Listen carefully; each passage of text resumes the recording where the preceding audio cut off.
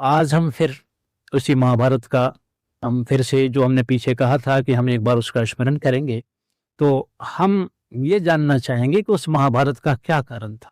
उसके पीछे कौन से लोग थे? उसके पीछे की भूमिका क्या थी? क्या कुछ ऐसा था जिसके लिए इतने बड़े संहार की बात आई? और क्या कुछ ऐसा था जो भगवान को आना पड़ा इसमें? तो हम यहीं से चर्चा की शुरुआत करेंगे और हम इसको ये कहेंगे कि हम ये जानना चाहेंगे कि इसके मास्टरमाइंड कौन थे, इसके पीछे क्या था, क्या सब ऐसा रहस्य था। तो अगर हम सीधे-सीधे इस भाषा में बात करें, तो अब हम पहला चरित्र इसमें लेना चाहेंगे सत्यवती का, जिसको पूर्व में मत्स्यगंधा कहा जाता था।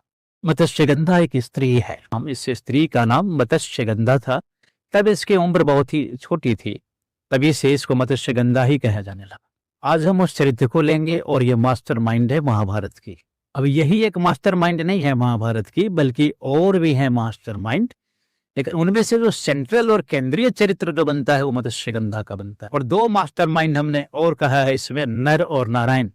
तो नर और नारायण को भी इसमें हम रख रहे हैं। ये तीन मास्टरमाइंड हमने कहे हैं आज की तिथि में। तीन मास्टरमाइंड हैं। मास्टरमाइंड ये रिंग लीडर हैं, ये सबसे टॉप पर बैठे हुए हैं। तो ऐसे ये नर, नारायण और मत्स्यगंधा, ये तीन मास्टरमाइंड। और महाभारत का जो मूल कारण था वो कारण हम बता रहे हैं आपको, ताकि आगे आज समाज की स्थिति ऐसी ही है, तमाम तरह के दूसरे दुराचार और व्यभिचार अपने जोड़ों पर हैं। सरकारें प्रश्रय दे रही हैं, बहुत कुछ कर रही हैं, उनको हमें कुछ नहीं कहना। वो सब नियति के हाथ में है, भावी विधान जो है उसके हाथ में है। उसकी चर्चा हम और करेंगे। सबसे पहले तो हम भगवान का स्मरण करते हैं जिनकी कृपा से ये संदेश आपको प्राप्त हो रहा है। और इस संदेश को बिल्कुल ही कोई मानवीय प्रयास या बहुत तरह की चर्चाएं अभी हैं उस रूप में लेना नहीं है इसको। उसके पिछले संदेश में जो हमने दिए थे उसमें एक बार प्रवेश करिए। और उसमें हमने क्या कहा था? महाभारत तो एक ऐसा ग्रंथ है जो संसार में सर्वाधिक प्रसिद्ध ग्रंथ है और उसकी बहुत सारी बातें जन सामान्य को भी प्राप्त हैं, लेकिन अभी वो जो रहस्य है उसके गहरे वो बहुत संभव नहीं है कि यहाँ पर सबको प्राप्त हो। तो उसके लिए भी हमने कहा था कि महर्षि वेदव्यास ने वहाँ कहा है कि खुद से कि इसमें 8,800 श्लोक ऐसे हैं जिनको किसी भी स्थिति में कोई भी समझ ही नहीं सकता। या तो मैं समझूंगा या अधिक से अधिक मेरा पुत्र सुखदेव समझ सकता है। और संजय के बारे में मैं खुद भी निश्चित नहीं हूं कि वो पूरी बात समझा या नहीं समझा। तो बस इतने ही लोग यहाँ पर जानेंगे। और भगवान तो अंतर्यामी है, भगवान तो सर्वज्ञ हैं, तो भगवान तो जानेंगे ही जानेंगे। तो यही थोड़े से लोग जानेंगे। हाँ, वो जरूर है कि अगर मेरे चेतना में मेरे स्तर का मेरे जैसा तत्वदर्शी या इसके लेखक गणेश जैसे तत्वदर्शी इसको जान पाएंगे, आज भी जान पाएंगे, और भविष्य में जो भी व्यास चेतना में या गणेश चेतना में प्रवेश करेगा वो निश्चित ही रूप से जान पाएगा। तो हम एक किसी साधारण व्याख्या को सुनने यहाँ नहीं बैठे पड़े। और सबसे बड़ी बात है कि जब उन्होंने उसको कोट कर दिया हुआ है 8,800 श्लोकों में, उन्होंने वो अलग बात है कि गणेश को लिखने का था और उसमें कुछ बातें कही जाती हैं महाभारत की भूमिका में, लेकिन उसमें इतने रहस्य हैं कि आप सीधे सीधे तरीके से महाभारत को नहीं समझ सकते जब तक आप व्यास चेतना में न प्रवेश कर जाएं या व्यास चेतना में प्रवेश किया हुआ कोई ऐसा तत्वदर्शी महापुरुष आपको उसकी व्याख्या नहीं कर रहा है। जैसा कि हमने कहा था कि ये नोबेल नॉलेज या बहुत बड़े बड़े विद्वान भी इसमें बहुत फेल कर जाएंगे, अर्थ का अनर्थ कर लेंगे। तो ये पहली बार है कि हम इसको बहुत ही सरल तरीके से और जो बहुत ही उसमें गहरे रहस्य है उसको हम प्रकाश में ला रहे हैं। जिस बात को महर्षि वेदव्यास प्रकाश में नहीं लाना चाह रहे और उन 8,800 श्लोकों में कोड करके रख दिया है उन्होंने, उसको कोई भी अधिकार किसी का भी नहीं है कि उसको डिकोड कर दे, क्योंकि उसके बड़े परिणाम आ सकते हैं। जो बातें हैं अगर उस तरह से कह दी जाएं बड़ा विस्फोट हो जाएगा। फिर पूरी व्यवस्था में एक अराजकता और बहुत भयानक तरीके से। कहाँ तो वो महाभारत है, महाभारत यानी सर्वोच्च ज्ञान, सर्वोत्कृष्ट ज्ञान। मानो अज्ञान के अंधकार में, भयानक घटाटोप अंधकार में कोई सूरज उग रहा हो और इतने प्रखर किरणों के साथ उग रहा हो, और उसको अगर हम कुछ और तरह से देखें तो वो नहीं रह जाएगा। फिर क्या है कि हम अंधकार को और ज्यादा बढ़ा देंगे। तो महाभारत को बड़ी सावधानी से सुनना है। और वैसे तो आप कुछ भी सुन ले, कितना भी पढ़ लें, आप जो भी समझेंगे वो आपकी नासमझी में ही रहेगा, वो कुछ नहीं समझ पाएंगे आप। तो महाभारत को उन्होंने कोड क्यों कर दिया, कोड कर दिया है उसको, क्योंकि उसके परिणाम जो होंगे, अगर कोई वैसा संयमित व्यक्ति, कोई ऐसा साधक, कोई वैसा नहीं समझ पाएगा तो उसको कुछ का कुछ समझ लेगा, और समाज में जहाँ अंधकार को हटाकर प्रकाश फैलाना था, अज्ञान को हटाकर वहाँ ज्ञान का प्रकाश करना था, वहाँ और अंधकार हो जाएगा, घोर अंधकार हो जाएगा। इसलिए कोड कर दिया गया है उसको, और केवल अधिकारी लोगों को सुनाने के लिए या उसके प्रकाशन के लिए ही व्यास ने ऐसी आयोजना की है। फिर तो हम आज क्यों उसको फिर डिकोड कर रहे हैं इस तरीके से? नहीं, ये हम उनकी आज्ञा से ही कर रहे हैं। जब उन्होंने इसको कहा था तो उस समय का समाज कुछ और था। आज से 5000 साल पहले अगर महाभारत का काल हम समझ लें तो वही काल महाभारत को प्रकाश में लाने का वही समय माना जाएगा, 5000 पूर्व इसको माना जाएगा। तो उसी समय इसको लिखा गया था गणेश के द्वारा या उसको वेद व्यास के द्वारा।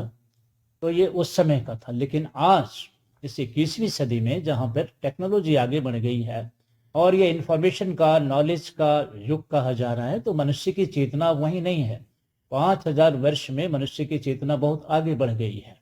तो शायद उस समय का जो समाज था, उस समय के जो लोग थे, उस समय की जो चीजें थी, वो घोर पाप का युग था। कलयुग प्रवेश कर चुका था, और प्रवेश तो आज तो आगे बढ़ चुका है वो, लेकिन फिर भी प्रवेश करने के साथ ही वहां जो सब उपद्रव हुआ, तो इसलिए वहां का समाज भयानक अंधकार में डूबा हुआ था उस समय।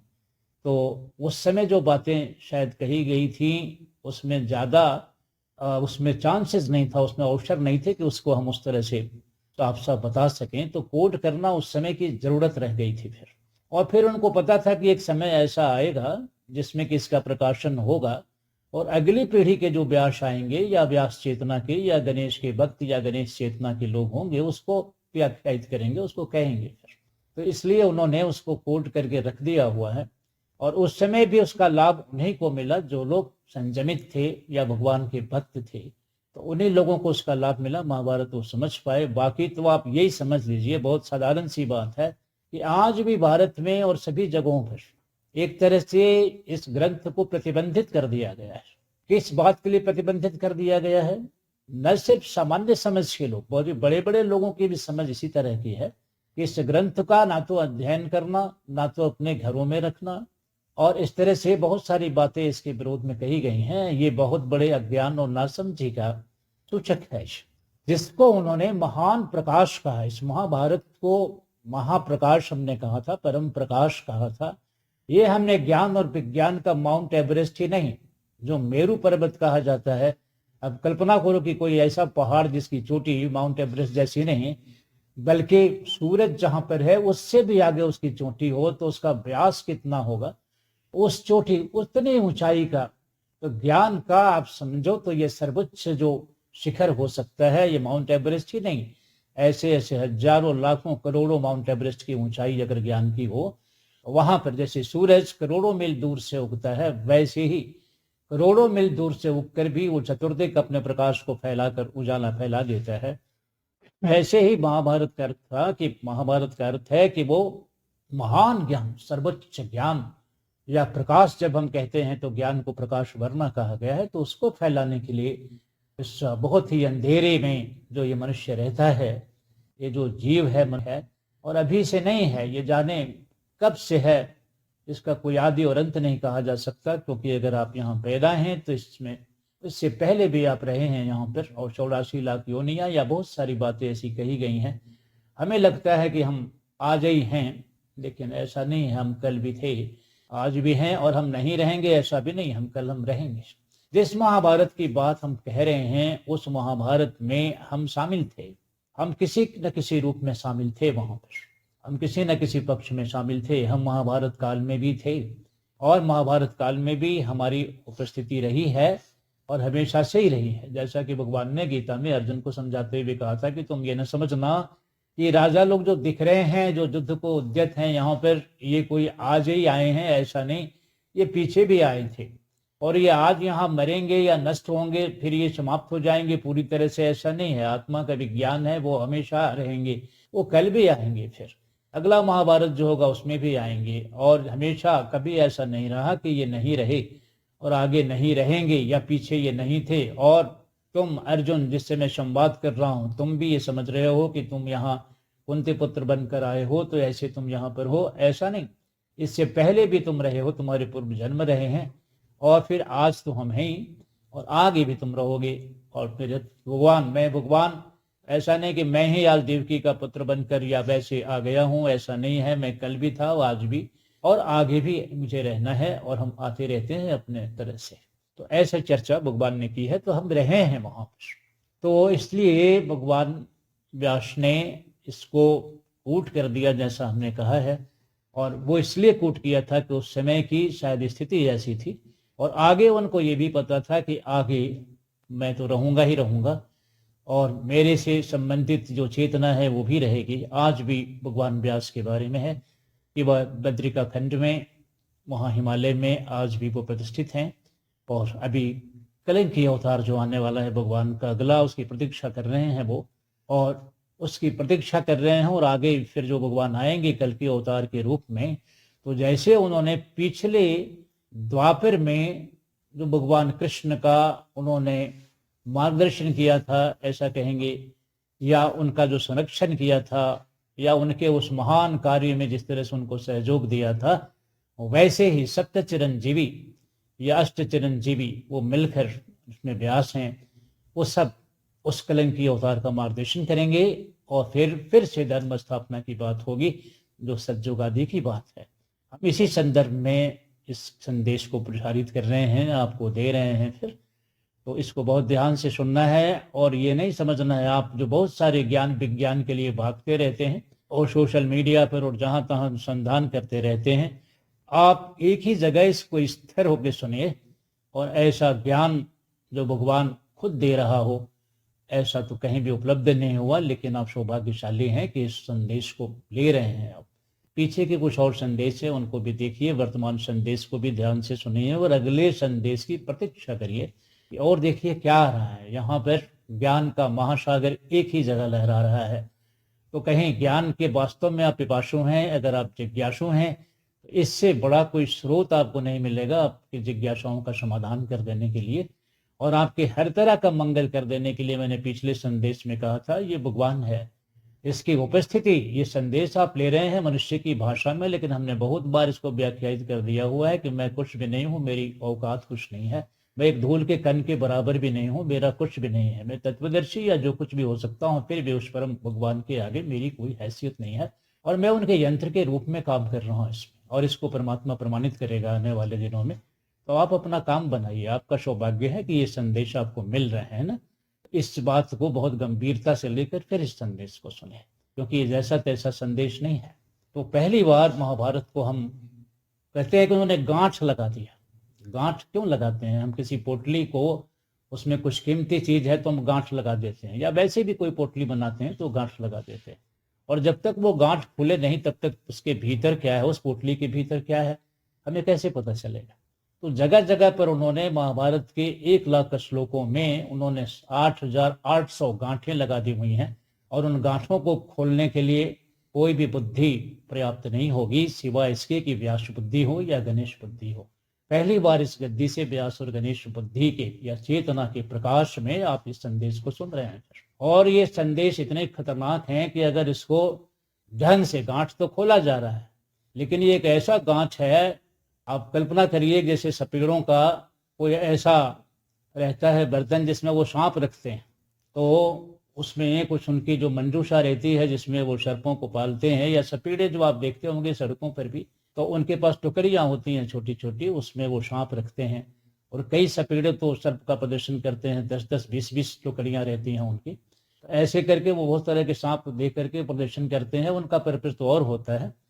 लेकिन आप कल्पना करिए कि ऐसा ही कोई टोकरी हो जिसमें कई फन वाले सर्प और विषैले सर्प हों, उनको खोल दिया जाए तो क्या होगा? एकदम से गलती से अगर आपने खोल दिया उसको तो क्या होगा? फिर वो सारे जब निकलेंगे, एक सर्प ही काफी होता है, लेकिन एक ऐसी टोकरी जिसमें सैकड़ों सर्प बंद हों और आपने उसको गलती से खोल दिया है तो क्या होगा उसका?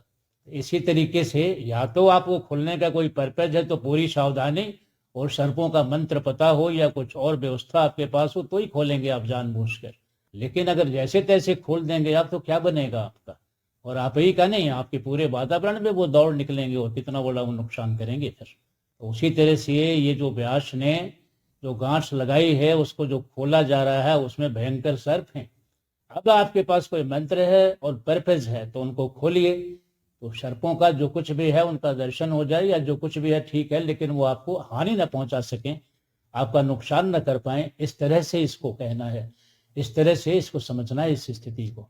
तो जहां जहां उन्होंने गांठ लगाया है, उन्होंने जानबूझ कर लगाया है कि अगर इसको ठीक से नियंत्रित तरीके से, संतुलित तरीके से, संयमित तरीके से इसका कोई उपयोग है अगर नहीं किया जा सका, तो जैसे तैसे कर दिया जाए तो इसमें ऐसे विषैले सर्प हैं, विषैले अज्ञान के विषैले सर्प, तो जाने कितना नुकसान पहुंचा देंगे आपको और पूरे समाज को नुकसान पहुंचा देंगे, दौड़ निकलेंगे चारों तरफ। ये बहुत खतरनाक है जो हम आपको देने जा रहे हैं इस समय, लेकिन नहीं, उनकी आज्ञा से दे रहे हैं।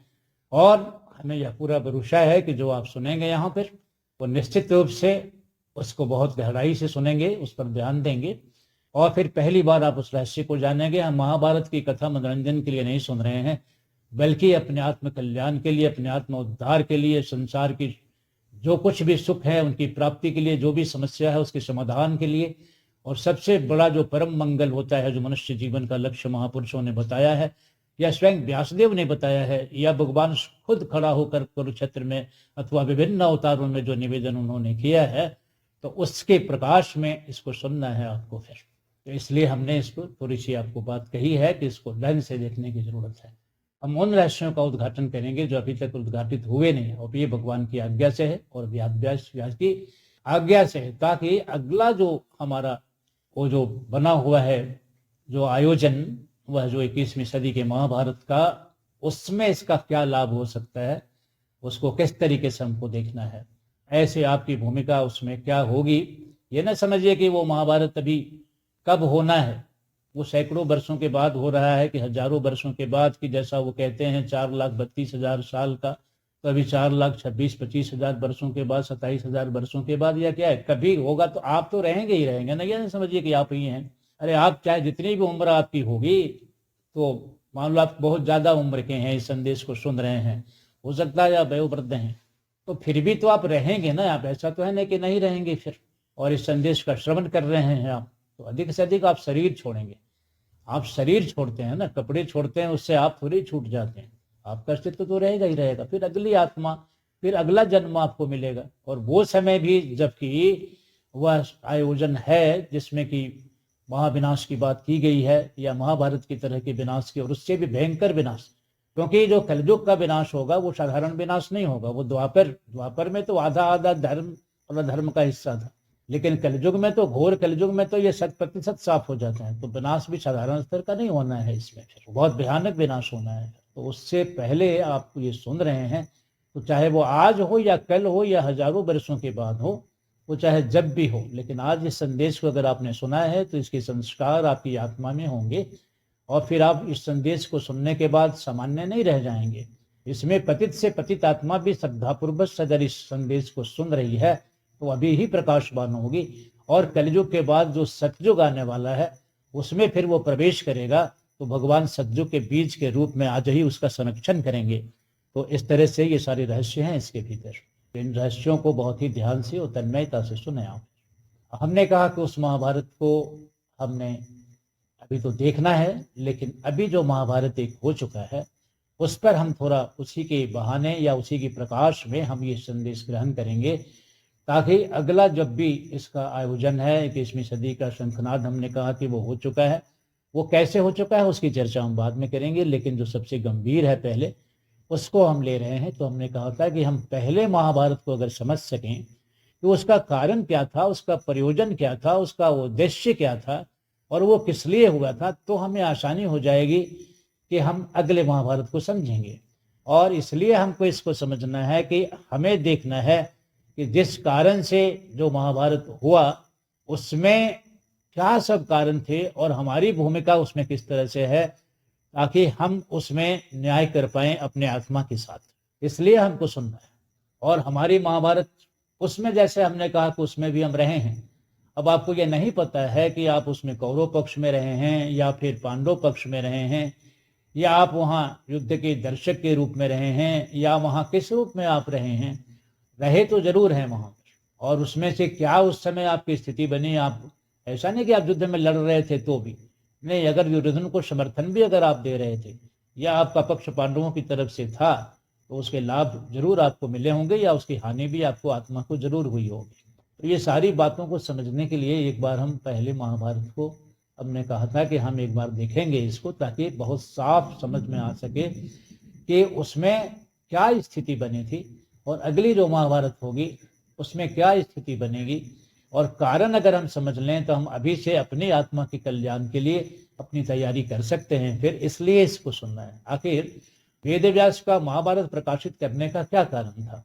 महाभारत में जो होना था, जिस पक्ष को जीतना था, हारना था, जो भी होना था, जिनको मरना था, जीना था, जो भी जैसा करना था वो सब हो गए। उसको कंपाइल करने का, उसको संकलित करने का और फिर विश्व के सामने उसको फिर से प्रकाश में लाने का वेद व्यास का प्रयोजन क्या हो सकता है। इसी बात के लिए, इसलिए जो मूर्ख या ना समझ लोग कहते हैं कि महाभारत को अपने घरों में मत रखो या इसको मत सुनो या कुछ ऐसा, ऐसी है कुछ रूढ़िवादी बातें, तो उसमें ये कहना है कि नहीं, वो उसका आशय नहीं था।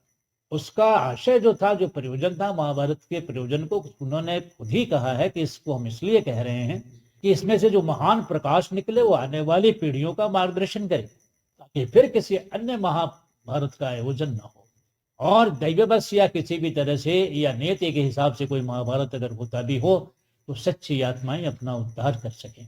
तो ये उसका मुख्य कारण उन्होंने बताया है। और भी कारण उसमें है लेकिन मुख्य कारण तो यही है। फिर तो आपके उद्धार की बात है इसके अंदर, आपके महाकल्याण की बात है इसके अंदर, आपकी परम कल्याण की बात है इसके अंदर। और आपके जीवन को, वर्तमान जीवन को समृद्ध करने का, वर्तमान जीवन को सुख और शांति से परिपूरित कर देने का और भविष्य जीवन को बहुत ही सुंदर बनाने का, बहुत ही सफल बनाने का, इसी जन्म की सफलता और सार्थकता के साथ साथ आपके अगले कोई जन्म अगर हो रहे हैं या अगली कोई बड़ी प्राप्ति है तो उसके संदर्भ में मार्गदर्शन है इसके भीतर। और हम क्या करते रहते हैं सारा जीवन जो हमारा होता है जन्म से लेकर मृत्यु तक, वो अपने कल्याण की, अपने सुख का, अपने शांति का, अपने ऐसी चीज़ों में ही हम कैसे समृद्ध हो जाएं, कैसे सुखी हो जाएं, कैसे हम बिलियनर हो जाएं, कैसे हम राजा बन जाएं, कैसे हमारी ख्याति फैल जाए, या इन्हीं सब चीज़ों में हम रहते हैं। तो उसके लिए तमाम तरह के उद्यम करते रहते हैं। फिर भी हम देखते हैं कि जो हमारी मनोभिलिषित कामना है, जो हमारा डिजायर है या जो हमने चाहा था वो शायद नहीं हो सका। और बहुत लोग मेजॉरिटी में वो यहाँ से हाथ मलते ही चले जाते हैं और मृत्यु बेकार कर देती है सभी चीज़ों। तो इस तरह से ऐसा न हो सके, हम मृत्युंजय बन सकें और हम समस्त संघर्षों पर विजय प्राप्त कर सकें और हम अपने महती चरम फल को प्राप्त कर सकें, इसके लिए यह आयोजन है। तो इस महाभारत का आयोजन या उसको प्रकाशित करने का जो उद्देश्य था वेद व्यास का ये था। लेकिन जिस किसी भी कारण से नासमझी से या वैसे महाभारत उनको सुनाने का अर्थ था कि फिर कोई झगड़ा ना हो तुम्हारे जीवन में, कोई संघर्ष न रह जाए तुम्हारे जीवन में, तुम्हारे जीवन में संघर्ष न हो, झगड़ा न हो। अगर झगड़ा और संघर्ष ही मान लिया जाए कि इसको रखने से घर में झगड़ा हो जाएगा या कहीं कुछ हो जाएगा, फिर भी ये उसका प्रयोजन नहीं था। प्रयोजन ये था कि आप इस ज्ञान को जानो ताकि झगड़े रुक सकें, ताकि झगड़े हो ना। फिर किन कारणों से झगड़ा हुआ यदि आप जानेंगे तो फिर आप अगर इतने ही अपने कल्याण के इच्छुक हैं और इतने ही शांति के प्रेमी हैं तो महाभारत ग्रंथ से सूत्र लेकर, ज्ञान लेकर आप अपने जीवन में इस तरह के कार्य करेंगे कि आपके परिवार में या समाज में या राष्ट्र में या विश्व में विग्रह ना हो। फिर ये बात वो दो भाइयों का नहीं है कि आपके घर में दो भाई हैं या चार भाई हैं तो झगड़ा हो रहा है, नहीं। उसमें राष्ट्र इन्वॉल्व थे। महाभारत कोई दो भाइयों का थोड़ी था, राष्ट्र इन्वॉल्व था पूरा। वो वर्ल्ड वार से भी बड़ी बात थी। धरती का कोई देश नहीं था, कोई मनुष्य नहीं था जो प्रभावित नहीं हुआ उससे। लड़ाइयां दो सेनाओं के बीच में चल रही थी, लेकिन उसके जो कारण थे, पृष्ठभूमि थे, उसमें तो विराट कारण सब थे। कौन था धरती का राजा था जो उसमें इन्वॉल्व नहीं था। तो इस तरह से हमें इसको देखना है। और फिर भी मैंने कहा कि वो आधी बात थी, कलयुग में ऐसा नहीं होने वाला है। वो तो द्वापर में आधा धर्म था और आधा धर्म की स्थिति थी, तब ये बात थी। यहाँ तो और कलयुग में धर्म की बात ही नहीं रह जाएगी, जरा सा भी बात नहीं रह जाएगी उसमें। तो वहां तो कोई भगवान की दुहाई भी दे रहा है, धर्म की दुहाई भी दे रहा है, यहाँ तो कोई देने वाला ही नहीं बचेगा। और आज ही देखिए ना, अभी सोशल मीडिया पर अगर आप उपस्थित हैं तो देखिए वहां पर किस तरह से धज्जियां उड़ाई जा रही हैं धर्म की। दो पैसे के लोग जिनकी कोई औकात नहीं है वो धर्म पर बोल रहे हैं, धर्माचार्यों पर बोल रहे हैं, ग्रंथों पर बोल रहे हैं। बहुत बुरी हालत तो तब हो जाती है जबकि बहुत ही ज्ञानी ध्यानी और ऐसे कहलाने वाले लोग फिर इतने गंदे वक्तव्य दे रहे हैं जिसका कोई हिसाब नहीं हो सकता। तो धर्म की स्थिति तो अभी ही आप देख रहे हैं कि क्या स्थिति हुई पड़ी है। मंदिरों में भीड़ है, वो सारी कुछ है। मैंने कहा था कि वो निर्दोष लोग हैं, वो चाहते तो हैं लेकिन मार्गदर्शन नहीं है। और कलयुग की प्रस्तावना में ही कह दिया गया है कि इसमें मार्गदर्शन रहने जाएगा।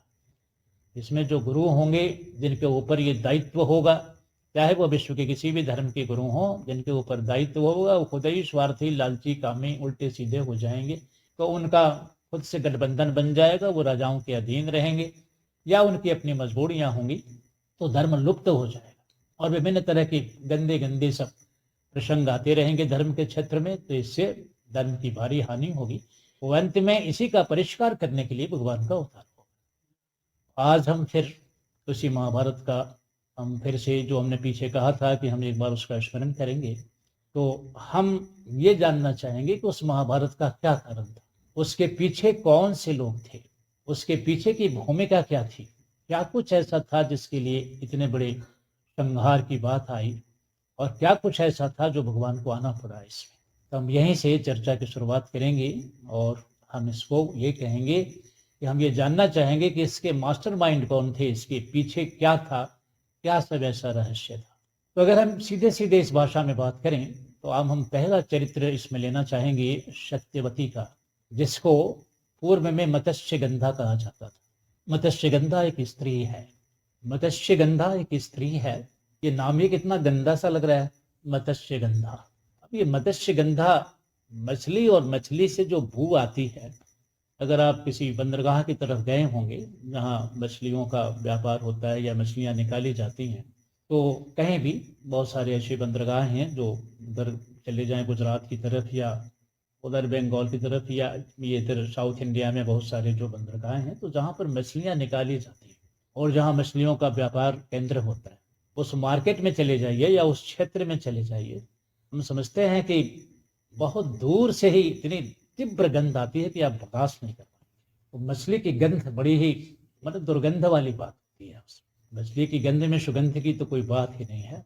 और मछली को यूं भी पकड़ कर अगर आप देखो तो इसमें इतनी बू आती है कि आप ले नहीं पाएंगे। तो वैसे ही इस लड़की का नाम, इस स्त्री का नाम मत्स्यगंधा था। तब इसकी उम्र बहुत ही छोटी थी, तभी से इसको मत्स्यगंधा ही कहा जाने लगा। आज हम उस चरित्र को लेंगे और ये मास्टरमाइंड है महाभारत की। अब यही एक मास्टरमाइंड नहीं है महाभारत की, बल्कि और भी है मास्टरमाइंड, लेकिन उनमें से जो सेंट्रल और केंद्रीय चरित्र जो बनता है वो मत्स्यगंधा का बनता है। इसलिए हम मत्स्यगंधा को ले रहे हैं आज। उसमें जो मास्टरमाइंड होंगे पहले हम ये देखेंगे, और भी जो गहराई वाली बात होगी वो लेंगे। तो बहुत है उसमें, मास्टरमाइंड भी एक नहीं होती। इतने बड़े युद्ध का और इतने बड़े आयोजन का कोई एक नहीं होता। छोटी छोटी योजनाएं बनती हैं, छोटी छोटी बातें होती हैं, तो उसमें भी कई सेंट्रल टीम के लोग होते हैं, तो जिनको हम मास्टरमाइंड कह सकते हैं। तो ऐसे ही मास्टरमाइंड का मतलब होता है कि इस योजना को किसने बनाया, इस योजना में केंद्रीय भूमिका किसकी थी, सेंट्रल जो रोल है वो किसका था, मास्टरमाइंड।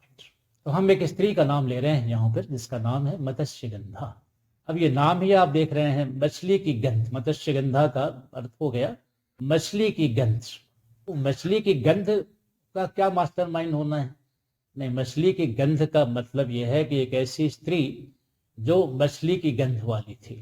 लेकिन ये भी बड़ी अजीब सी बात होती है कि मछली से गंध आए तो ठीक ही है, लेकिन एक स्त्री से गंध कैसे आ सकती है, और वो भी मछली वाली गंध। यानी हमें दुर्गंध का अगर कुछ कहना हो तो और भी प्रतिमान हो सकते हैं। तो मछली इसलिए कि मछली का जो गंध है, और भी गंध होते हैं उस भी असहनीय होते हैं, लेकिन मछली की गंध एक बड़ी अजीब सी गंध है तो उसकी है। और मछली की गंध बिल्कुल ही अलग होती है। और जीवित मछली हो या मृत मछली हो, मैंने कहा कि आपको अनुभव हो सकता है कि मछली की गंध कैसी आती है। बाजार में उधर निकल जाइए तो आपको, अगर आप उसमें नहीं जाते, वैसे तो लोग ऐसे हैं जो बाजार में जाके खरीदारी करते हैं, उसको खाते ही खाते, लेकिन हम उनकी बात कर रहे हैं जो बिल्कुल ही, जिनका दुर्गंध से कोई लेना देना नहीं, इन सब चीज़ों से, दुर्गंध युक्त कार्यों से जिनका लेना देना नहीं, यानी जो नॉन वेजिटेरियन नहीं है या ऐसे हैं, तो उनको मछली तो बड़ा अजीब सा लगेगा उनको। तो मछली की गंध आती थी उसके शरीर से, ऐसा कहा जाता है। तो मनुष्य थी वो, मछली तो थी नहीं। हाँ, ये जरूर था कि मछलियों का व्यापार उधर होता होगा या होता था, इसलिए शायद कहा गया हो उसको। लेकिन अभी आप ये समझिए कि उस स्त्री का नाम मत्स्यगंधा, और अभी वो स्त्री नहीं थी बल्कि युवती थी, और वैसे तो बचपन से ही उसका नाम मत्स्यगंधा ही था। उस चरित्र के बारे में आज हम जानेंगे कि वो मत्स्यगंधा थी तो वो कौन थी और वो मास्टरमाइंड कैसे हो सकती थी, या मास्टरमाइंड कैसे हुई महाभारत की वो। तो हम आज उस चरित्र को ले रहे हैं, और इस चरित्र को आप, हमने कहा कि इसका कोई भी, इसको किसी भी दूसरे तरीके से, इसको दूसरे तरह से देखने का मतलब होता है कि इसको किसी भी ऐसे भाव से नहीं लेना है, और इसमें से जो कथा निकल कर आएगी उसमें से हो सकता है कि कुछ ऐसी चीजें हों जो अनैतिक हों, या ऐसी चीजें हों जो शायद समाज को स्वीकार नहीं हों। ऐसी चीजें भी आएंगी इन कथाओं के माध्यम से, जिसीलिए व्यासदेव ने इसको गांठ कर दिया था। लेकिन हम खोल रहे हैं क्योंकि आपकी चेतना आज 5000 साल पहले वाली चेतना नहीं है, ये 21वीं सदी की चेतना है, और इस समय बहुत ज्ञान विज्ञान बढ़ा हुआ है। तो ज्ञान विज्ञान तो उस समय भी बढ़ा हुआ था, लेकिन उस समय का ज्ञान विज्ञान और आज का ज्ञान विज्ञान वो मौजूद थे यहाँ पर। व्यासदेव ने बड़े ईमानदार तरीके से, बहुत निष्पक्ष ढंग से उसको रखा है, और वो युद्ध का वर्णन नहीं कर रहे हैं, बल्कि युद्ध किन कारणों से हुआ और भविष्य में वो कारण फिर से न आए, मनुष्यता को न देखना पड़े, ये था उसके अंदर। और दैव योग से आ भी जाएं तो वो आत्माएं जो अपने कल्याण को उत्सुक हैं वो कैसे प्राप्त करेंगी, क्या इन्हीं पापियों की तरह या दुष्टों की तरह उनका भी विनाश हो जाएगा या उनकी रक्षा हो पाएगी। ये सारे सूत्र उसमें उन्होंने दिए हुए हैं, हमारे बहुत काम के सूत्र हैं वो, इसलिए हमें इसको सुनना है सुंदर तरीके से। अब ये देखना है कि ये मत्स्यगंधा कौन थी। कहते हैं महाभारत के अनुसार, जो पुस्तकों में लिखा है महाभारत के, उसमें जो लिखा है वो कह रहा है कि वो एक मछुआरे की कन्या थी। बस सीधा परिचय उसका यही है। कोई मछुआरों का ऐसा बस्ती था, और उसमें कोई मछुआरा था जो मछुआरों का सरदार हुआ करता था। तो कहते हैं कि उसी की वो बेटी थी। तो चूंकि वहां मछली का कारोबार होता था तो उससे मछली की गंध आती थी, तो उसके शरीर से भी मछली की गंध आती है। हो सकता है जो लोग मछली बेचते हैं या मछली पकड़ते हैं या ऐसा कुछ करते हैं, और फिर बड़ी मात्रा में जहाँ व्यापार के केंद्र है, हमने कहा कि आपको मीलों दूर से हवा में गंध आएगी। अगर आप कोई द्वारका की यात्रा कर रहे हो और बेट द्वारका या उधर जा रहे हो, तो उधर आप देखेंगे कुछ मछलियों का वो इतना उसमें बू है, इतना दुर्गंध है कि आप ले नहीं पाएंगे, एकदम फट जाएगा, आपका सर फट जाएगा रास्ता गुजरते हुए। आप बड़े जो व्यापार की मंडी हैं, मैं नहीं जानता दिल्ली में क्या है या कोलकाता वगैरह में, आप इतना ज्यादा है कि उन मंडियों में जाने, आप जा ही नहीं पाएंगे, वहां पर कैसे प्रवेश करेंगे, इतना बू आता है, मीलों दूर तक चलता है ऐसी बू। तो हो सकता है हम इसलिए कह रहे हैं कि एक हम आपको बता रहे हैं, क्योंकि आप उस गहरे प्रवेश में हम ले जाएंगे तब आपको समझ में आएगा। वैसे तो हमने कहा कि एक संभावना बन सकती है कि हाँ, वो चूंकि उसी में रहती थी तो उसके शरीर से आती होगी, वही काम करती होगी या कुछ करती होगी। तो ये एक यहाँ पर ऐसा कहा गया है कि वो किसी ऐसे मछुआरे के सरदार की बेटी थी। तो इस तरह से उसका परिचय वहां पर दिया गया है। लेकिन जो सत्य है वो थोड़ा अलग है फिर। और वो मत्स्यगंधा कैसे है, क्या है उसको रहस्य में, हालांकि महाभारत में बहुत सारी चीजें कही गई हैं उसके बारे में, लेकिन हम जो कहने जा रहे हैं वो उसको कह रहे हैं कि बहुत कुछ कहने के बाद भी जो गांठ में छुपा के रख दिया गया है, जो कोड कर दिया गया है, हम उस चरित्र को वहां से ले रहे हैं। तो वो एक राजा की बेटी थी। अब देखिए जहां से कथा आ रही है, वो थी क्या, राजा की बेटी थी। तो राजा की बेटी थी, उसका नाम चेदी नाम का कोई राज्य था, एक राज्य का नाम था चेदी। जैसे बहुत सारे स्टेट होते हैं, जब उस समय जो राजा लोग होते थे तो उनका एक अपना जो डोमेन हुआ करता था, जो उनका किंगडम हुआ करता था, जब उनके जो टेरिटरी हुआ करती थी, तो उसका एक नाम, जैसे अभी बिहार, बंगाल, एमपी या कुछ गुजरात ऐसे, तो वो चेदी राज्य था। तो कहते हैं महाभारत में ये रेफरेंस है, तो उसका था वो उपरिचर बसो उसका नाम था। असल में वो, अब देखना हमको यहाँ पर यह है कि महाभारत काल में कितना पतन हो गया था समाज का। राजा असुर कैसे हो गए थे, और उनके प्रभाव से, उनके असुरी कार्यों से क्या क्या प्रभाव ऐसा था धरती पर, और कितने तरह के अनर्थ उत्पन्न हो रहे थे, वो दिखाना था इसमें। तो राजा वो परिचर बसो, अगर वो राजा की पुत्री थी तो यहाँ मछुआरे के यहाँ क्यों पड़ी हुई थी, ये देखना। तो मछुआरे से फिर कैसे उसका संबंध हो गया, और वो जीवन भर उसी की बेटी रही, और वो था, और पिता और पुत्री का कोई मिलन कभी नहीं हुआ, और वो पिता था उसका। तो वहां पर हमें देखना है इसको, इसमें गहरा रहस्य, और इसलिए वो मास्टर माइंड की बात यहाँ पर आ रही है। तो कहते हैं कि वो राजा उपरिचर बसु, उस समय के तत्काल जितने राजा थे वो सब तत्कालीन राजा इतने गिरावट में चले गए थे, इतने गंदगी में चले गए थे, इतने भ्रष्ट हो गए थे, पूरे के पूरे राक्षसों का जो चरित्र होता है वो हो गया था। राक्षस शब्द जो है वो बहुत प्यारा शब्द है, राक्षस शब्द गलत नहीं है, ब्रह्मा ने राक्षसों की उत्पत्ति किस कारण से की थी? तो राक्षस की उत्पत्ति के लिए कहा गया है कि जब जल का निर्माण हुआ था, सबसे पहले जो जल का निर्माण हुआ, तो ब्रह्मा ने उस जल को बचाने के लिए, सुरक्षित रखने के लिए, कोई गंदा न करे, उसको दूषित न करे। जैसे अभी गंगा जमुना कुछ भी है तो उसका सफाई अभियान चल रहा है, या वैसे भी जो स्थानीय लोग होते हैं वो ध्यान रखते हैं कि नदी पर कोई प्रदूषण या व्यसन न हो जाए, तो इसके लिए वो अपना प्रयास करते रहते हैं। तो ऐसे ही ब्रह्मा ने जल की रक्षा के लिए कुछ ऐसे जीवों का निर्माण किया उसमें, और रक्षा का भार जब भी हम देंगे तो निश्चित ही उसमें हमको वैसे लोगों को लगाना होता है, जैसे कोई गार्ड तरह के लोग हैं या रक्षक हैं, तो उनको थोड़ा सा मजबूत रहना होता है, या कुछ ऐसा उनका क्राइटेरिया ऐसा ही है। तो कुछ ऐसे जीव उन्होंने बनाए, तो उनको उन्होंने, अब जीव से मतलब था वो राक्षस, तो राक्षस शब्द जो है वो रक्ष से आया, यानी वह जो रक्षक है, राक्षस जो है रक्षक। ब्रह्मा ने उनको उत्पन्न करके बहुत मजबूत बनाया, और उनको एक सकारात्मक काम के लिए, पॉजिटिव काम के लिए, एक अच्छे काम के लिए, क्रिएशन के लिए, जल की रक्षा हो इसके लिए नियुक्त कर दिया। तो चूंकि वो रक्षा करने वाले बनाए गए थे, इसलिए उनका नाम राक्षस, यानी वह जो रक्षा का काम करे उसका नाम क्या हो गया? राक्षस। तो राक्षस ये प्यारा सा शब्द है, रक्षक समझ लो आप, जैसे हम आज रक्षक कहते हैं, रक्षक रक्षा करने वाला, देश का रक्षक, देश की रक्षा करने वाला, या समाज का रक्षक। तो रक्षक शब्द एक तरह से, लेकिन क वहां नहीं करना, स कर दिया गया, श यानी सह, यानी वह, सह जो संस्कृत में है वो वह के लिए होता है, तो वह जो रक्षा करता है, तो राक्षस। लेकिन कालांतर में ये राक्षस जो है, अब रक्षा करते करते खुद ही इतने गुण से भर गए कि रक्षा के स्थान पर वो वही खुद ही भक्षण करने लगे। जैसे मान लो कि अब जीव जो जल में थे, जैसे मान लो मछली थी, अब ब्रह्मा ने कहा कि तुम लोग मछलियों की रक्षा करो। अब वो क्या करने लग गए? पहले तो रक्षा किया, लेकिन बाद में वृत्ति बिगड़ गई तो उन मछलियों को निकाल के भक्षण करने लगे। इसलिए आज भी कहते हैं ना, रक्षक जब भक्षक बन जाए तो क्या। तो ये राक्षस जो है, यानी जो रक्षक थे वो क्या बन गए? भक्षक बन गए। जिन जीवों के लिए, जिन जलीय जीवों के लिए ब्रह्मा ने नियुक्त किया था कि इनकी रक्षा करना, तो ऐसे वो क्या करने लगे कि उसको अब खाने लग गए, भक्षण करने लग गए। तो वहां से ये शब्द शुरू होता है, और ये प्यारा शब्द है। इसी तरह से वो जो ब्रह्मा ने बनाया था राक्षस, अब राक्षस जो है भाक्षस हो गए, या भक्षस हो गए, या भक्षक हो गए। इसी तरह से राजाओं को कहा गया है कि ये प्रजारूपी मछलियों का या जलीय जीवों का रक्षक है वो।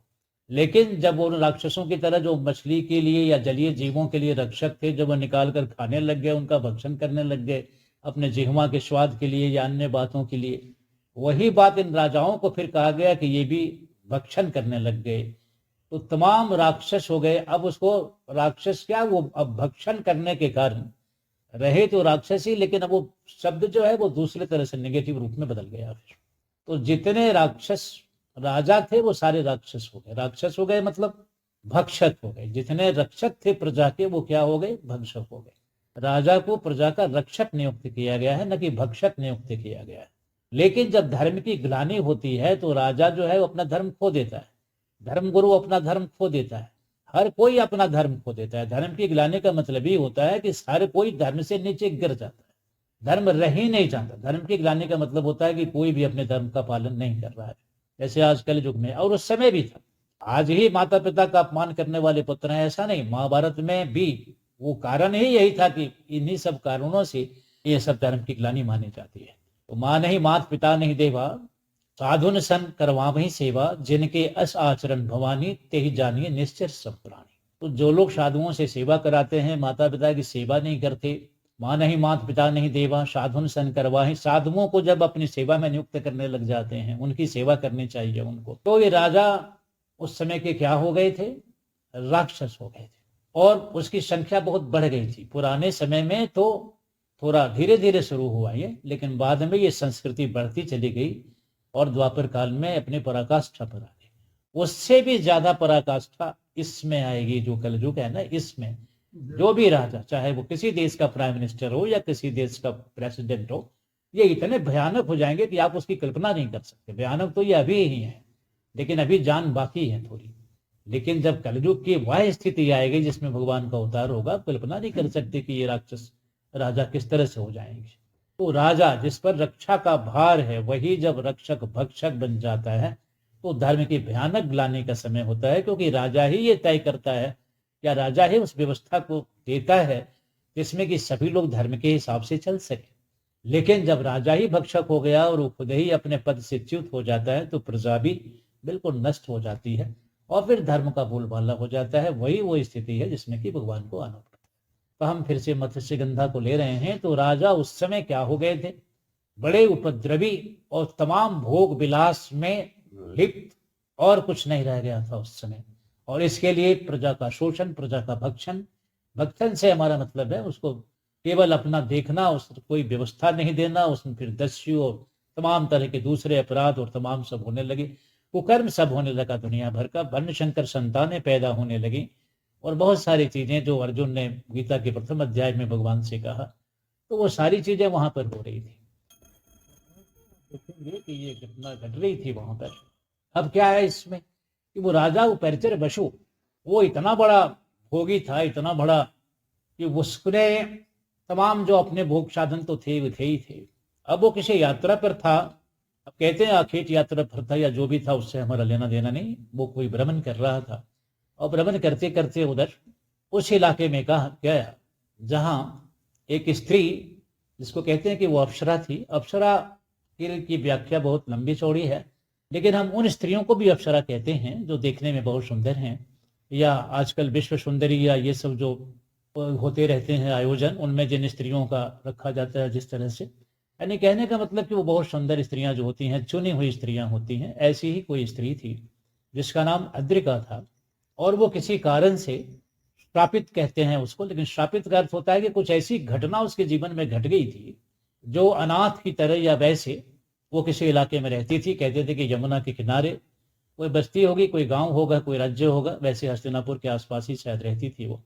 ऐसे करके वो राजा उधर से गुजरा, उसकी नजर पड़ी उसके ऊपर। तब वो एक तरह की समाज की बहिष्कृत स्त्री हो गई थी। कोई अपराध हो गया होगा, राजा का हो गया होगा या किसी ऋषि का हो गया होगा, उसको सोशल बाइकाट कर दिया गया था। लेकिन वो अनिंद्य सुंदरी थी, बहुत सुंदरी थी। अब राजा की नजर पड़ी तो वो काम लोलुप हो गया उसके ऊपर, क्योंकि राजा काम लोलुप होते ही थे उस समय के राजा। तो ये उसी तरह का राजा था। और इसने क्या किया कि उस स्त्री के साथ उसने उसके साथ संबंध स्थापित किए। तो थोड़े समय से रहकर उसके सौंदर्य से और उसके यौवन से आकर्षित होकर उसके साथ रहा, और वो गर्भवती हो गई और राजा उधर से निकल पड़ा तो अपने राज्य को चला गया। और उसको ये समझ नहीं था कि कोई गर्भवती हो गई या क्या हो गया, उसको तो भोग विलास से लेना देना था। और थोड़े समय तक उसके साथ उसने अपना समय बिताया। और इधर वो गर्भवती हो गई। जब वो गर्भवती हो गई तो पहले से ही किसी सामाजिक अपराध के कारण उसको बहिष्कृत किया गया था। कोई ऐसी सुंदर स्त्री थी, कोई प्रसंग ऐसा रहा होगा उस समय की तमाम दूसरे जो मनचले लोग थे, कुछ रहा होगा ऐसा, तो उसकी स्थिति बहुत ही उन दुष्टों ने मिलकर के वैसे कर दी थी। तो वो अनाथ की तरह भटकते रहती थी ऐसी स्त्री। उसका तो पहले से भी कोई नाथ नहीं था, कोई रक्षक नहीं था वैसे तो।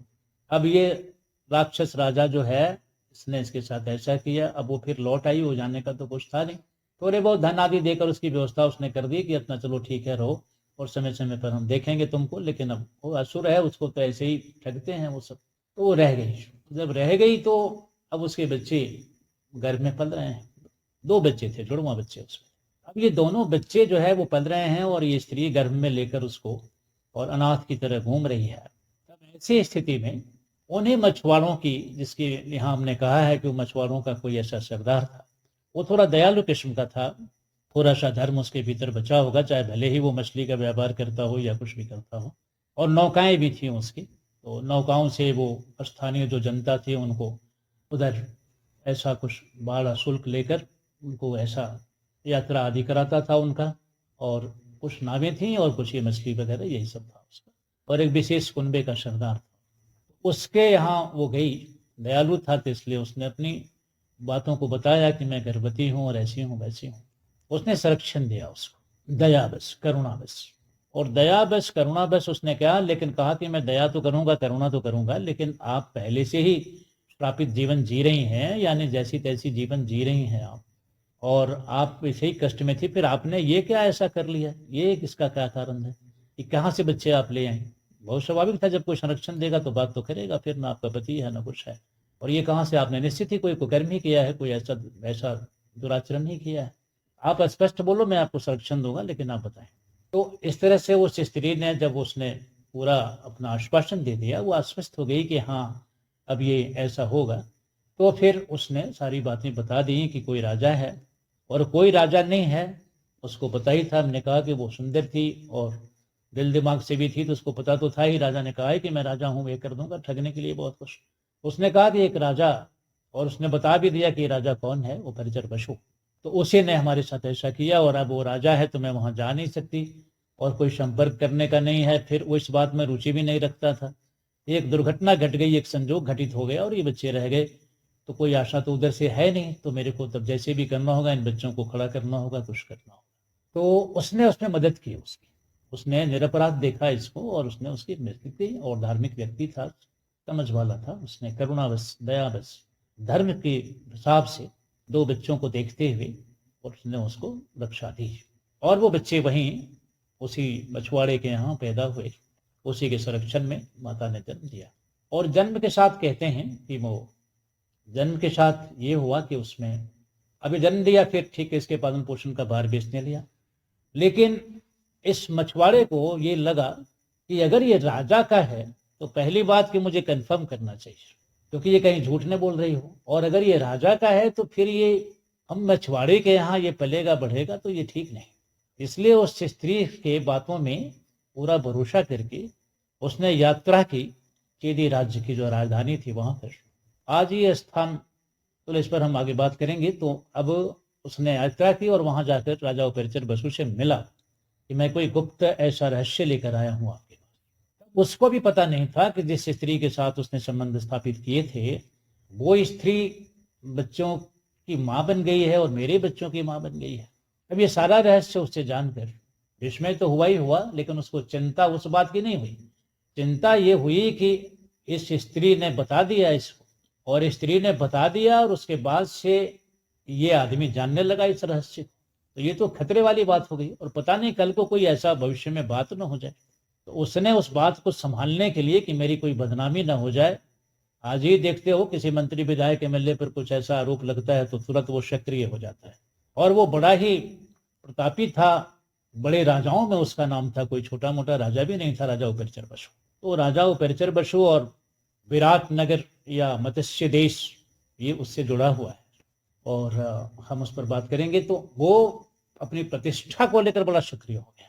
फिर वो आया गुप्त रूप से वेश बनाकर, ये इसके महल में आया।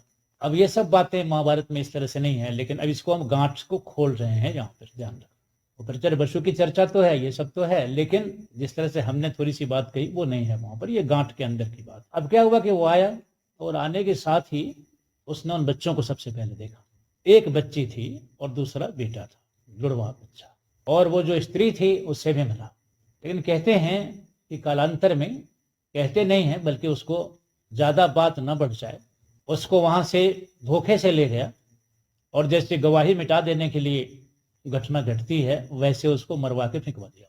किसको? इसकी माता अद्रिका नाम की अप्सरा थी, इसको मरवा के फेंकवा दिया, गवाही मिटाने लग गया इसको। ये गवाही मिट गई, और ये पता भी नहीं चलने दिया इस मछुआरे को।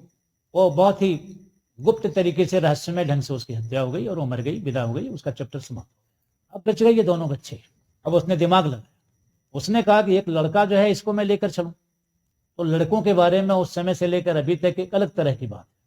लड़कियां कुछ गलत कर दें तो आज भी आप देख ही रहो आज के समाज में, तो उसमें है कि भाई इनको ऑनर किलिंग कर। ऑनर किलिंग बच्चों का नहीं होता, लड़कों का ऑनर किलिंग नहीं होता। तब लड़कों के लिए खाप पंचायतें नहीं बैठती, लेकिन ऑनर किलिंग आज भी जैसे विषय है वैसे ही पहले तो उसने सोचा कि इस लड़की का भी ऑनर किलिंग ही करा दें ताकि कल को गवाही खत्म हो जाए। और दूसरा कि उसको लड़के का था, लड़के का ऑनर किलिंग क्या करना, कोई बहाना बनाकर कि कोई ऐसा है, अनाथ है या कुछ है या जैसा भी है, इसको हम रख लें अपने पास। और उस समय जो राजाओं की स्थिति थी उसमें जरूरत होती थी उनका अपना शक्ति बढ़ाने के लिए, तो सोचा कि ये इसको रहेगा तो ये फिर इसको पुत्र तो हमारा है ही है, अब इसको हम रख लेंगे, पालेंगे, पोसेंगे, तो फिर ये हमारे राज्य को या वंश को, बच्चा तो मेरा ही है, बढ़ाएगा इसको। लेकिन इसकी तो हम कुछ ऐसी कर दें जो आगे कोई खतरा न रह जाए। तो उसको लेकर तो वो आश्वस्त हो गया कि हम इसको लेकर चलेंगे। उसका नाम मत्स्य है और आगे चलकर उसने मत्स्य देश की स्थापना की है, जो कालांतर में विराट नगर के रूप में, ये जगह उधर जयपुर अलवर राजस्थान भरतपुर के इलाके में आता है, उसमें विराट की राजधानी थी वो। तो आगे चलकर ये घटना इसको हम देखेंगे। लेकिन अभी क्या हो गया कि अभी बस ये योजना इसकी बन रही थी, तो उसने अपने लड़के को तो साथ ले लिया और लड़की के लिए यही सोचा कि हम इसको कुछ ऐसा करेंगे। लेकिन जिस किसी तरीके से ये जो मल्लाह था, जो मछुआरा था, उसको भनक लग गई इसकी, और ये भी उसको समझ में आया कि इसकी माता का जो रहस्यमय अंत है वो शायद राजा नहीं कराया। लेकिन तब है कि वो बड़ा ही शक्तिशाली राजा था, उसके भय से मुंह खोलना किसी का भी, तो नियति समझकर उसने कुछ ज्यादा नहीं शोर मचाया। लेकिन लड़की को लेकर आश्वस्त हो गया कि अगर राजा की दृष्टि ऐसी है तो इसको ये छोड़ेगा नहीं। फिर उसने फिर उसको वचन दिया कि इसको आप मुझे पालने दो और मैं आपको आश्वस्त करता हूं कि मैं किसी भी कीमत पर इस रहस्य को खोलने नहीं दूंगा, ये कतई भी नहीं हो पाएगा इस तरह का, और आप भरोसा करिए और इसकी प्राणों की रक्षा करिए। निर्दोष है, इसके कोई दोष तो है नहीं, तो आपके कुकर्म से या उसकी स्त्री के कुकर्म से या पाप से अब ये हुआ है, लेकिन इसका तो कोई दोष इसमें नहीं है, ये आत्मा तो निर्दोष है। इसलिए आप इसको ऐसा कर दीजिए कि इसको मैं पालूंगा और कभी इस रहस्य को मैं खोलने नहीं दूंगा कि ये आपकी बेटी है या कुछ है या कुछ है। ऐसा कह के उसने रख लिया था उसे। तो अब ये है मत्स्यगंधा का, ये जो हमने छोटा सा एक परिचय आपको दिया है यहाँ पर, ये इस तरह की थी। अब वो राजा अपने उस बेटे के साथ वहाँ ले गया उसको और अपने तरह से उसका पालन पोषण जो भी उसको करना था उसने किया, और कालांतर में वो बड़ा ही शक्तिशाली राजा भी बना। उसका जो बच्चा था वो मत्स्य उसका नाम था। उसने फिर एक मत्स्य देश की स्थापना की और वहां का राजा बना। ऐसे करके उसकी कथा मिलेगी आपको वहां। अब हमें केवल यहाँ से लेना है, इस मत्स्यगंधा से। तो मत्स्यगंधा, ये जो इस लड़की है, ये जो बच्ची है जिसका जन्म इस तरह से हुआ था, अब आप देखें कि ये किस तरह का जन्म है, इसके जीवन से हमें क्या सीखना है, इसके जीवन से हमें क्या प्रेरणा मिल रही है, इस जीवन से हमको क्या हमको लेना है इसमें से। और अब इस पर हम बहुत विशद चर्चा करेंगे इसके ऊपर, इस चरित्र के ऊपर, क्योंकि यही केंद्र में है। यही स्त्री आगे चलकर जितना निंदित जन्म जिसको मिला है, वही फिर आगे चलकर वेद व्यास की माता बन रही है, जो भगवान के अवतार हैं। यही स्त्री फिर प्रसिद्ध राजा शांतनु की पत्नी बन रही है, और यही महाभारत की और उस समय की तत्कालीन पृथ्वी के जो सम्राट थे उस घर की बहू बन रही है, उसकी पत्नी बन रही है, और भीष्म की भी माता बन रही है। और फिर वो आगे चलकर पांडु और धृतराष्ट्र नाम से जो बच्चे हुए या विदुर, उनकी माता, उनकी दादी बनने का सौभाग्य प्राप्त हो रहा है इसको। और ये महाभारत की केंद्रीय पात्र बन रही है। तो ये स्त्री की जो शुरुआत है वो कहाँ से है? एक निंदित जन्म से है, एक श्रापित जन्म से है। इसमें से बहुत सारी चीजें निकल कर आएंगी फिर, तो हम इस चरित्र पर भी बात करेंगे। और मास्टर माइंड के रूप में हमने इसको कहा है। आज हमने थोड़ी चर्चा की है, फिर इसको हम आगे लेंगे क्योंकि समय का तो यहाँ संकोच है ही है। तो वो लड़की वहीं पल रही है, बढ़ रही है, लेकिन ये आगे चलकर इतनी निंदित जन्म वाली, इतनी कर्म वाली, निंदित कर्म वाली। और मत्स्यगंधा का अर्थ मछली की बू आती थी, इससे नहीं है उसका। अगर मान लो मछली की बू आ ही रही है तो वो इतनी बड़ी बात नहीं है, पूरी जिंदगी ही दुर्गंध की जिंदगी थी इसकी, ये देखना है। एक ऐसे माता से जन्म जो सामाजिक रूप से बहिष्कृत थी, एक ऐसे माता से जन्म जिसके ऊपर व्यभिचार का आरोप है। इस तरह के बच्चे की स्थिति समाज में क्या हो सकती है, तो कौन उसको देखेगा? पूरी जिंदगी ही बू बन गई थी, पूरी जिंदगी ही गंद हो गई थी उसकी। वो जिधर जाती थी वो उपेक्षित थी। वो अलग बात थी कि उसको मछुआरों के सरदार ने पाला था, लेकिन ये भी तो था कि मछुआरों के सरदार की पत्नी ने कभी उसको जन्म तो दिया नहीं। तो धीरे धीरे बात तो फैली गई थी ना कि ये कोई ऐसी नहीं होता है वो कूड़े से उठाई गई या कुछ ऐसी, किस तरह से ऐसे बच्चों का जो कोई मूल्य नहीं होता धरती पर, या समाज उनको अच्छे नजर से नहीं देखता। एक तरह का गंध जो कहा गया है वो ये है कि वो इसकी जिंदगी ही पूरी गंध बन गई थी। उपेक्षित बच्ची, बिल्कुल ही उपेक्षित, तिरस्कृत। अब वो अलग बात है कि मछुआरा उसको आश्वासन देता था। दूसरी बड़ी बात थी कि अप्सराएं दिव्य कन्याएं होती हैं, वो उसकी माता दिव्य संस्कार से तो संपन्न थी। वो अलग बात थी कि वो आगे चलकर किसी अपराध के कारण स्थापित होकर के उसने निंदित जीवन बिताया, और राजा ने उसको पकड़ के उसके साथ व्यभिचार किया। तो माता की तरफ से संस्कार तो बहुत उत्तम थे उसके, और पिता भले ही राक्षस हो चुका था लेकिन राजा था वो, और राजा भी उभरकर बच्चों, कोई साधारण राजा नहीं था। वह राजा भी उस समय का प्रतापी राजा गिना जाता था। राजा छोटे बड़े सभी होते थे लेकिन वो बड़े राजाओं में गिना। तो अलग बात था कि वो भोग विलास या राक्षस बन गया था, तो उसके चलते राक्षसी वृत्ति के कारण उसने इतने बड़ा कुकर्म कर दिया। नहीं तो धर्म की मर्यादा से रहने वाले राजा को कैसे रहना चाहिए, उसमें तो कोई यहाँ व्यवस्था बनने नहीं चाहिए थी इसकी, लेकिन वो बना। तो ऐसे करके जो बना, उसके बना वो ठीक है, लेकिन पिता की तरफ से भी वो कितनी प्रतापी राजा की पुत्री थी, और उसके संस्कार तो रहे ही हैं। राक्षसों के पास भी अपने ढंग के संस्कार तो होते ही है ना। फिर तो राजा भले ही व्यवहार से राक्षसी हो गया था, लेकिन फिर भी उसके अंदर कुछ जो संस्कार होंगे तभी तो वो राजा था। उसके गुण होंगे, क्वालिटी होगी, शक्ति होगी, सामर्थ्य होगा, वैसी विद्या होगी, वैसी चतुरता होगी, वैसा राजाओं का कोई प्रताप होगा, तभी तो वो राजा था और मान्य राजा था उस समय। तो ये दोनों तरफ से इसके अंदर का जो स्थिति जो उसकी थी, स्टेट ऑफ बीइंग थी, उसके अंदर जो उसका जो डीएनए था, या जो पिता की तरफ से जो प्रताप या माता की तरफ से जो प्रताप था, वो तो अंदर में था ही था उसके। तो कोई मछुआरे की बेटी, और वैसे तो वो थी नहीं कोई बायोलॉजिकल जो बेटी थी वो एक अप्सरा की बेटी थी, जो दिव्यता में मानी जाती हैं, और बहुत ही उसमें तो सुंदर भी वो बहुत थी। अप्सराएं जितनी सुंदर होती हैं उससे भी ज्यादा वो सुंदर थी, और राजा के साथ चूंकि उसका कॉम्बिनेशन था, इसलिए वो बिल्कुल ही इतनी अप्रतिम सौंदर्य था उसके पास कि वो की बात और ये सब नहीं, सुंदर तो वो इतनी थी कि उसकी सुंदरता की, क्योंकि वो राजा की बेटी थी, मछुआरे की बेटी तो थी नहीं वो। ऐसे करके अनिंद्य सुंदरी जिसको कहते हैं, जिसमें जरा सा भी सुंदरता का विरुद्ध अगर कोई एक बिंदु भी आए तो नहीं था उसके अंदर। संपूर्ण सुंदरी हम उसको कहेंगे, संपूर्णता में जो सौंदर्य हो सकता है वो था उसके भीतर। ऐसी सुंदर थी, लेकिन बाकी जन्म जो था उसका इतना निंदित था, और मछुआरों का जो समाज था वो बहुत एडवांस या बहुत वैसा तो रहता नहीं था।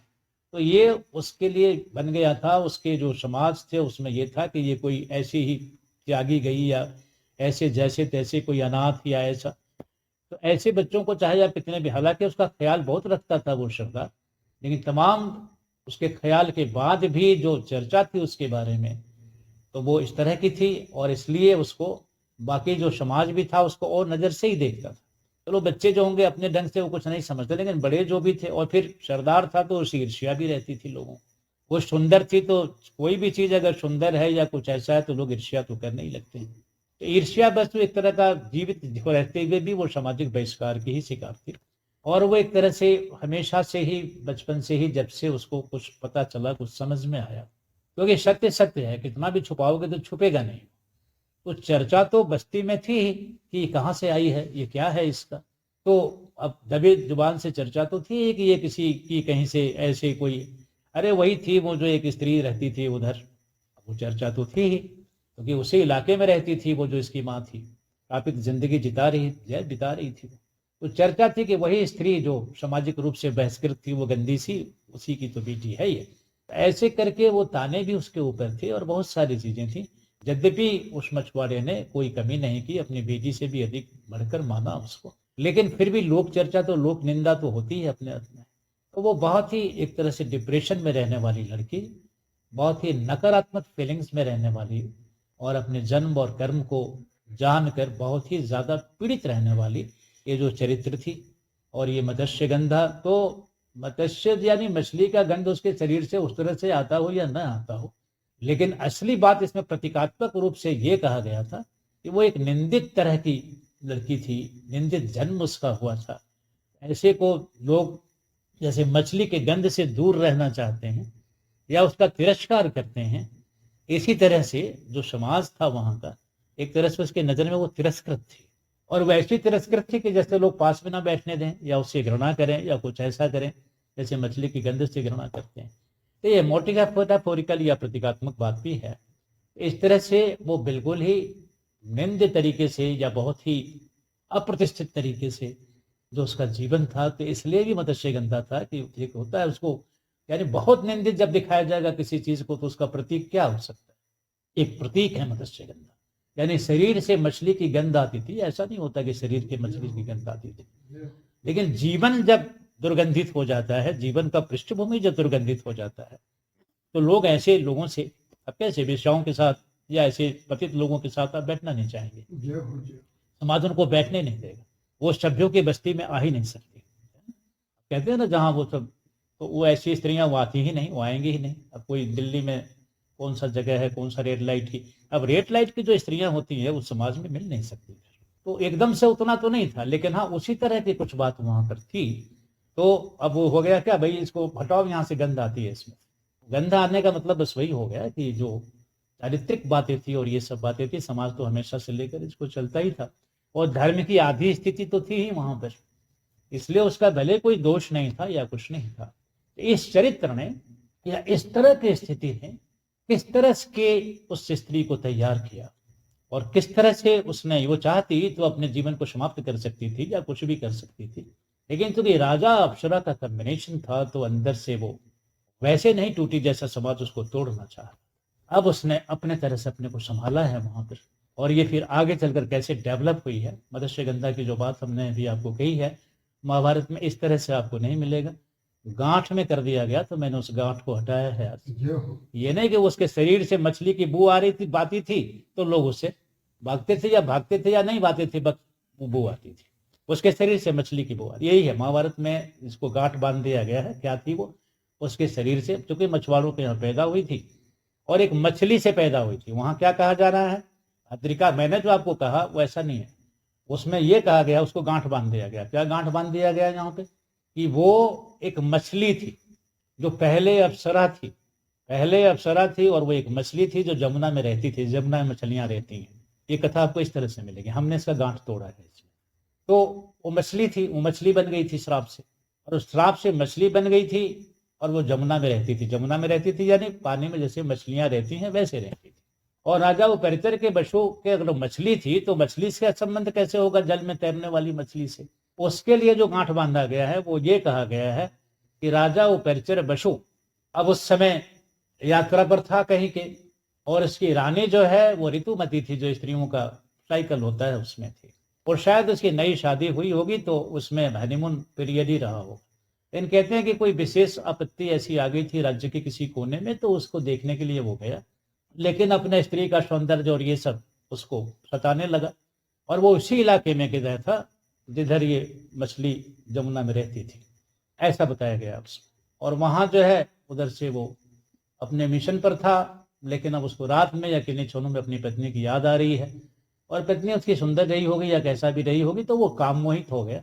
और काम मोहित जब हो गया और फिर उसको संदेशा कोई मिला कि मेरी पत्नी ऋतुमती है, तो संतान की कामना से अगर मैं वहां रहता तो फिर वहां जो बायोलॉजिकल संबंध बनते। तो ऐसा नहीं करके वो कह रहे हैं कि किसी विशेष विधि से उसने अपने सीमेन को, जो प्रोटोप्लाज्म है, उसको किसी तरह से उसको उसमें से निकाल कर शरीर से, और वो कहते हैं कि वो किसी पक्षी को किसी दोने में भर के दे दिया अपने वीर्य को, और उसने कहा कि इसको ले जाओ और मेरी पत्नी को देना कि वो स्थापित करे।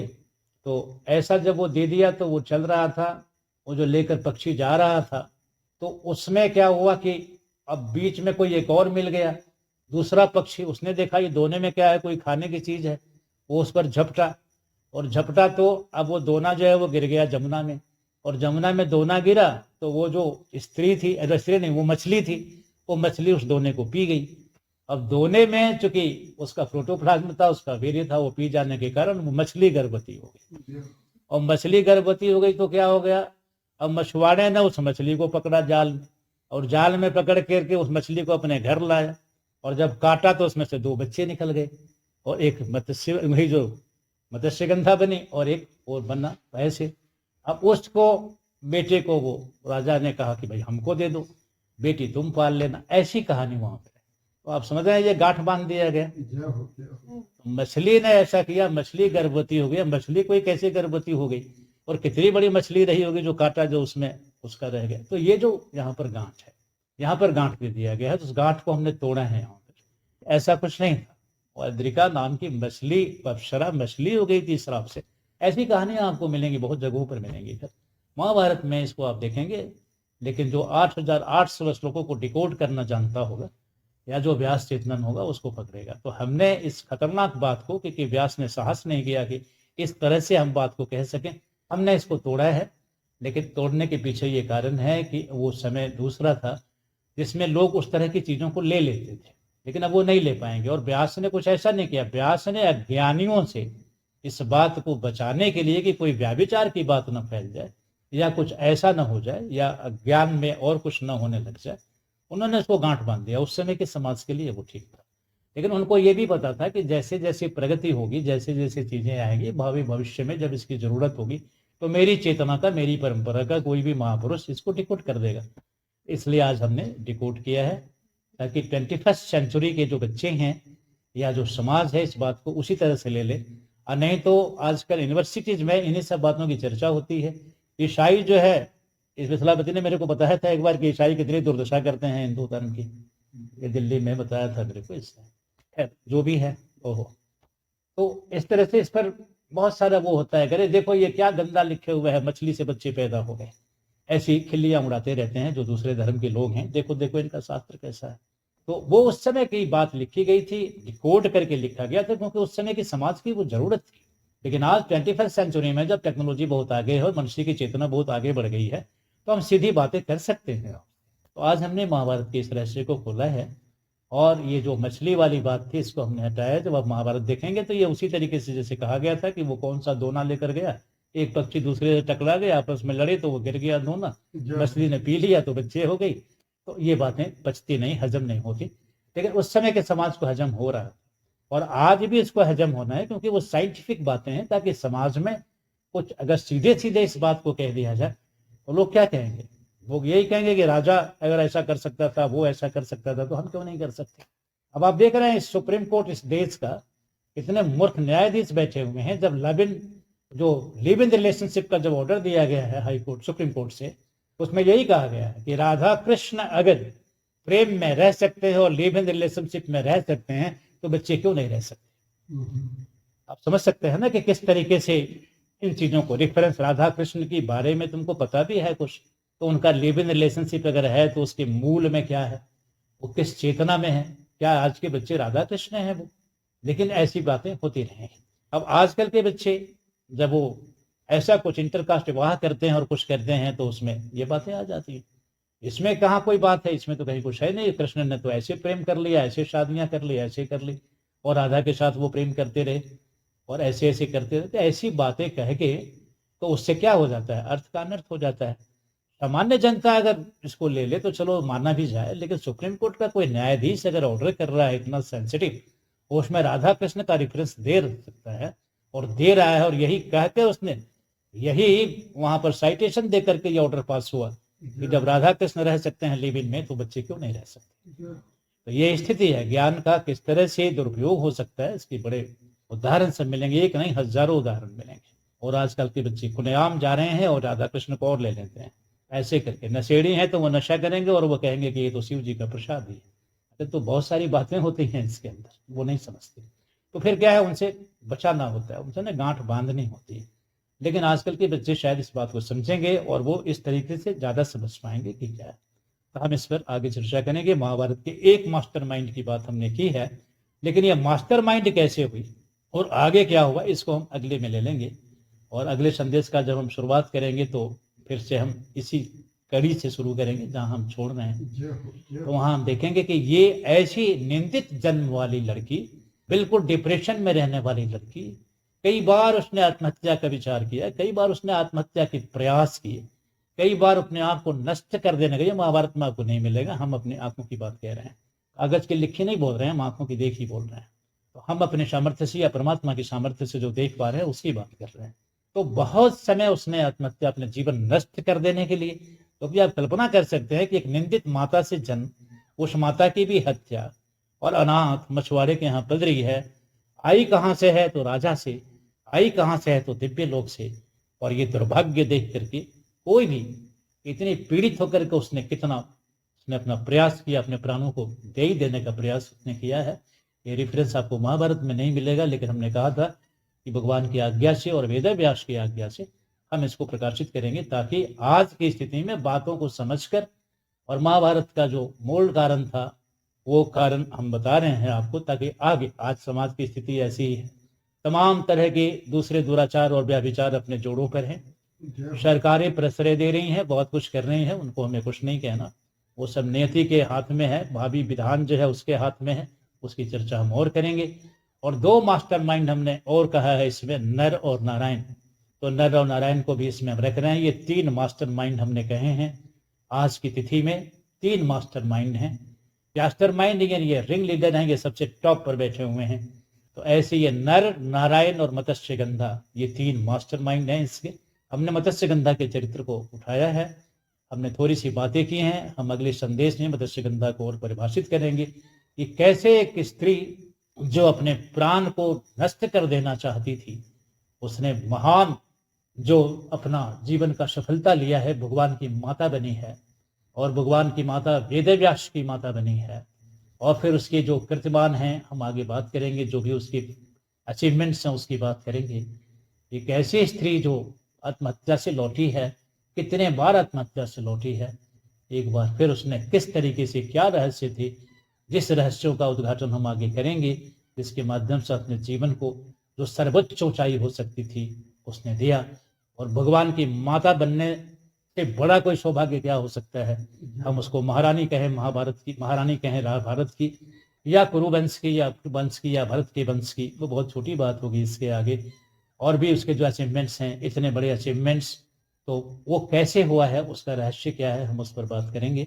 और ये महाभारत की जो अगर मास्टर माइंड है तो वो किस तरह से है, हम आपको बात करेंगे इस पर। अगले संदेश की प्रतीक्षा करते हैं और फिर देखते हैं कि भगवान उसमें किस तरह से इसका प्रकाशन करते हैं। हम आपको यहीं आशीर्वाद करेंगे और ढेर सारा हमारा प्रेम, ढेर सारा आशीर्वाद।